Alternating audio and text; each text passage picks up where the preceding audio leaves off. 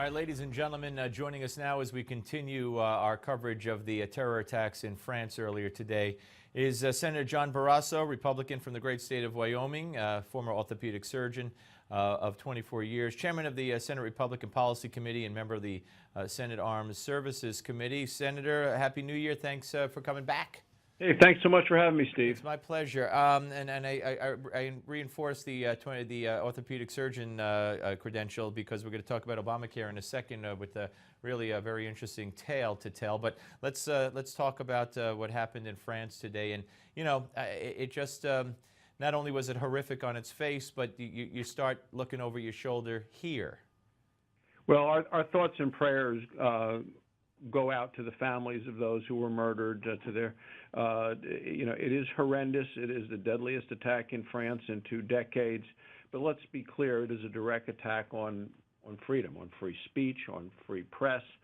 And we still don't know who exactly has done this, but there obviously is a component, I believe, to a radical Islamist approach with whether it's ISIS, whether they are folks that already had gone over to Iraq and Syria for training and then back to France. But it's a concern with thousands from Europe going over and being part of that fight and having the freedom of movement to get back throughout Europe. We have hundreds from the United States, it's been reported, that have gone as well. So the concern is on behalf of all of us is we have to be able to identify them before they get us. Yeah, and there are 3 suspects that have been identified reportedly, and one witness reportedly heard the 3 men identify themselves as being from Al-Qaeda in the Arabian Peninsula. Now, we know 2 are brothers, and there are conflicting reports as to whether or not they've been arrested.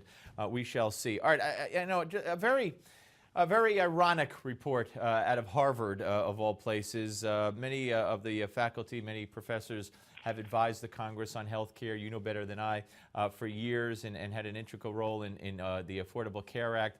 And now they're feeling some of the repercussions of the Affordable Care Act at Harvard as a faculty, and they don't like it.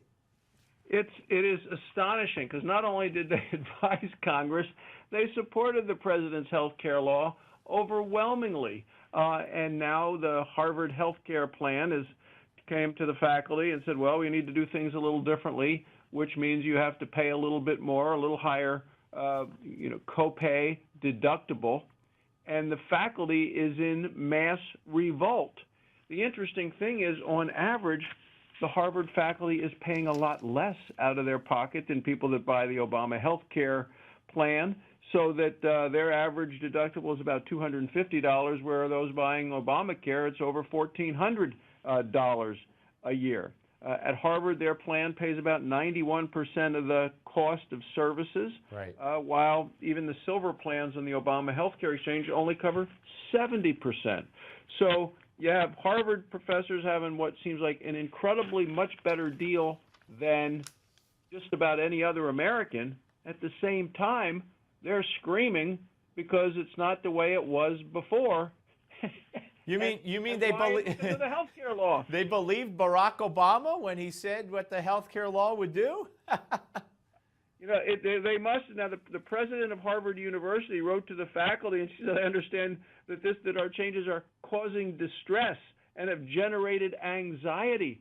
So I mean, it is astonishing listening to some of these professors. One is reported that he's a world-leading expert authority on Virgil, and he's calling the changes deplorable and deeply regressive. Oh, boy. When you get into these intellectuals, the superiority that they have, the arrogance, it's just, it's astonishing, this elitism approach to the world, where they know what's best for everybody else, but they don't want to live under it themselves. Well, it sounds a little like Obama. Let's quickly, we have about a minute left. The Keystone Pipeline, that's S1 in the Senate, I know. And we had one of your colleagues on earlier. Obama vetoes, what happens? Well, first of all, we're going to put it on the president's desk. We're going to pass it through the House, pass it through the Senate. And Steve, it's a bipartisan bill. We have over 60 co-sponsors in the United States Senate. That's almost unheard of with legislation.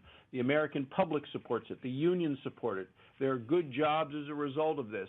And we're going to make sure the president gets it on his desk, and I hope he actually reads it and then actually signs it. He said he's going to veto it. We'll try to override the veto, but the president has to decide if he's with jobs, the economy, the American people, or if he's going to continue to kowtow to the extremists on the far left. All right, Senator John Barrasso, thank you very much, sir. Good to talk to you. Thanks, Steve. Take care. All right, folks, when we come back, former Virginia Governor Jim Gilmore, is he thinking about the presidency? We'll talk to him about that, about what happened in France, and more. It's all straight ahead next, right here on the Steve Malzberg Show, only on Newsmax Television.